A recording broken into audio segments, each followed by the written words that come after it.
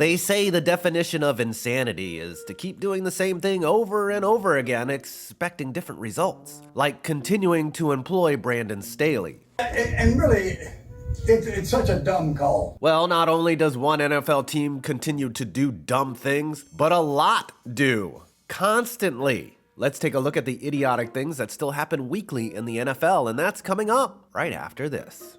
Hey look, I know I cover football pretty heavily here, but the NBA season is on the horizon, and I will tell you there's no other sport that's easier to turn your intuition into money than ball. Oh, and what's this? With Prize Picks until October 24th, you can get a free square featuring Steph Curry to score only 1 point. Duh, take the over. Combine this with one other player and you're in the money. How easy is that? Using my code 5points, all first-time users on Prize Picks will receive an instant deposit match up to $100. If you deposit $69, Prize Picks will give you $69. Nice. It's simple. You pick 2 to 6 players and then decide if they will get more or less of their Prize Pick projection. You can win, get this, 25 times your money on any entry. This week, I'm going NBA. Curry with the free square, obviously, and then Nikola Jokic and Aaron Gordon all above their opening night projection.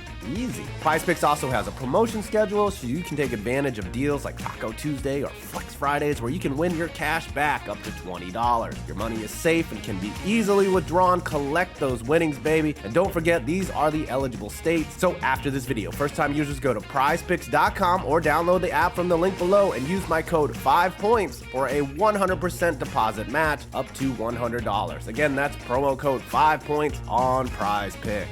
Not getting the play-in on time. How many times have you seen your NFL team either have to burn a timeout or take a delay of game penalty because of no fucking reason other than they weren't ready to snap the ball? Well, apparently that happens a lot, as last year there were 170 delay of game penalties called, accounting for 845 yards lost. Now, some of those might be intentional, like to set a punter further back, but in a normal situation while driving a football, there is no excuse for a team to not get a play call in, especially when the play clock is 40 seconds. This malarkey happens for a variety of reasons, but the most direct one is a lack of preparation and indecision from the offensive coordinator. Any delay from him up in the booth can be costly. Yes, the play clock lasts 40 seconds, but the QB's headset shuts off after 25 seconds, meaning being wishy-washy on the part of the play caller is going to put both his QB and his team at odds. Another reason this happens is also preventable: sideline disarray. Sometimes sidelines get disorganized with different personnel groups and they aren't ready to take the field. So a timeout or a penalty is taken because a bunch of millionaires don't know where they should be. Lastly, things like crowd noise can affect things like the QB literally not being able to hear. However, a delay of game penalty might be the most preventable of them all, and there is no excuse for such idiocy, especially when it comes to getting the play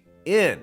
Vikings fan knows all about this, not idiot-proofing their play calling. After a pass interference call set the Giants up on the 1-yard line with 12 seconds left to go in the half, the Giants, leading by 6, were looking to tack on some points and head to the locker room. With no timeouts remaining and a stop clock, the Giants elected to run the ball, subsequently ending the half when time expired, and the Giants missed out on 3 points, or 6 they would very much need later. How did this happen? According to the broadcasters, this was likely an RPO, meaning run pass option, that Tyrod Taylor inexplicably audible to the run, as you can see by his pre-snap gestures. The frightening thing is Taylor should not even have had this option in that situation. Yes, Brian Daboll is last year's coach of the year, but to call an RPO in that situation with no timeouts, that's just inexcusable. It had to be an absolute pass-only call, and if that didn't work, it didn't work, and they get at least 3 points. This happens countless times in many overcomplicated offenses. Too many times will a QB be able to audible a play at the line, and though he may see something the coach can't, the situation deems a more ironclad play call. Overthinking.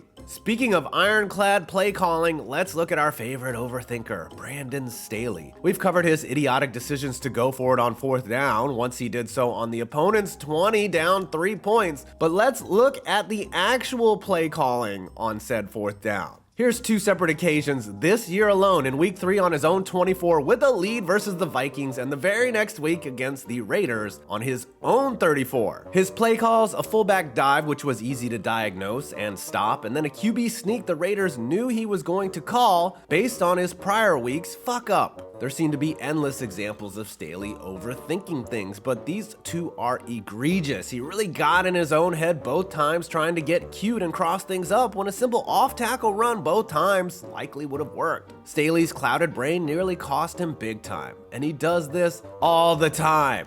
Not taking the points again. I don't know why I have to say this again in the year 2023 of our Lord. Dear NFL coaches, take the fucking points. Of course, you might ask, what is the alternative to taking the points? That's going for it, and going for it isn't always a good idea. Nowadays, there are all these calculations involved on when to go for it. Expected points, CVAR, which is conditional value at risk, and just gut feelings. Well, I'm here to tell you none of that math means shit if you go for it on the opponent's 20 and don't get it, and then lose by 3 or less points, you fucking idiot. Why? Because you can't get those points back later, and you put your defense in a shitty position. Now, as I said before, there's all this math around when to go for it. There's even a tool powered by Amazon fucking web servers that crunches all the numbers and tells a coach like Brandon Staley what to do. The problem is numbers aren't players. Speaking of numbers, the league-wide 4th down conversion rate is 57%, but the second best team in the league at it, the Chiefs, converted 75% of their 4th downs on their way to a Super Bowl victory. So you say that justifies going for it and foregoing the points. Wrong. They went for it only 12 times, the fewest in the league. The Browns went for it the most, 42 times, and they sucked ass. Take the points.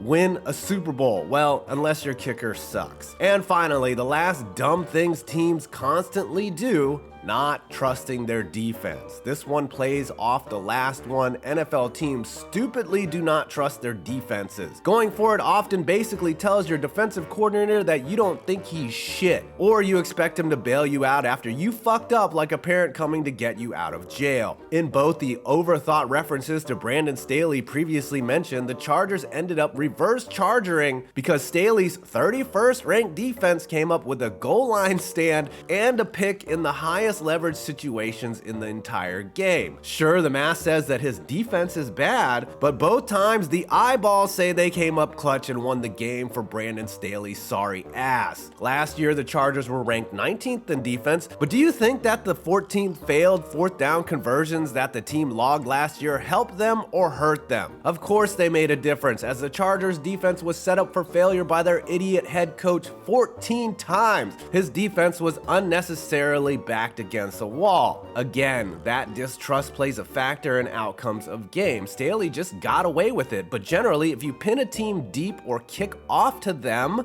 after scoring 3 points, the odds of getting the ball back and stopping them is much greater than starting them with a short field. I'm mansplaining right now, but here's the bottom line. If coaches and teams keep doing the shit in this vid, a lot of L's gonna keep being taken. I'm looking at you, Mike McCarthy. Well, I hope you enjoyed this video. Please like and subscribe for more interesting vids on the NFL. I'm 5 Points Vids, and you made it to the next one.